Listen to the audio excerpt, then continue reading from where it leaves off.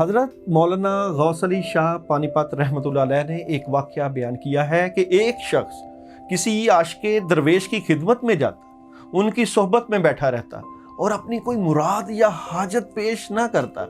एक रोज़ वो दरवेश पूछने लगे, तुम रोज़ाना आते हो और बैठकर चले जाते हो, हर कोई अपनी मुराद और हाजत पेश करता है, दुआ के लिए कहता है, मगर तुमने कभी कुछ नहीं कहा, आखिर तुम किस लिए आते हो? वो शख्स कहने लगा कि हजूर, मैं तो इश्क की चंगारी लेने आता हूँ, मैं फक्त ये चाहता हूँ कि मुझे इश्क की आग लग जाए। ये सुनकर मर्दे दरवेश चुप हो गए। कुछ दिनों बाद उन्होंने दोबारा पूछा। उस शख्स ने कहा कि मेरा तो बस एक ही मुतालबा है।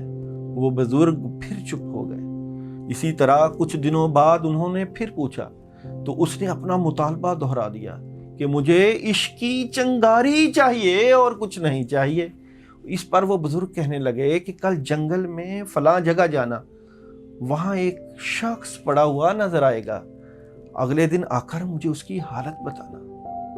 अगले दिन वो शख्स जंगल में उस मकाम पर गया तो देखा कि वहाँ एक शख्स पड़ा हुआ है जिसका सर, बाजू और टांगे धड़ से जुदा जुदा तड़प रहे हैं और खून के फव्वारे निकल रहे हैं। ये हालत देखकर वो शख्स वापस बुजुर्ग के पास आया और लोगों के जाने के बाद बुजुर्ग से कहने लगा कि मैंने देखा है कि उस शख्स का हर उज़्व धड़ से जुदा है और तड़प रहा है।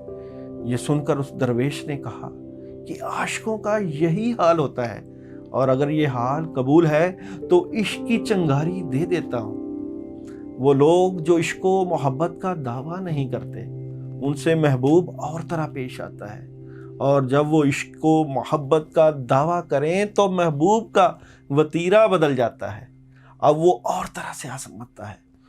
इन्हीं इश्क व मोहब्बत वालों के बारे में इरशाद खुदाबंदी है और हम तुमको कुछ खौफ से, कुछ भूख से, कुछ मालों, जानों और फलों के नुकसान से आजमाएंगे।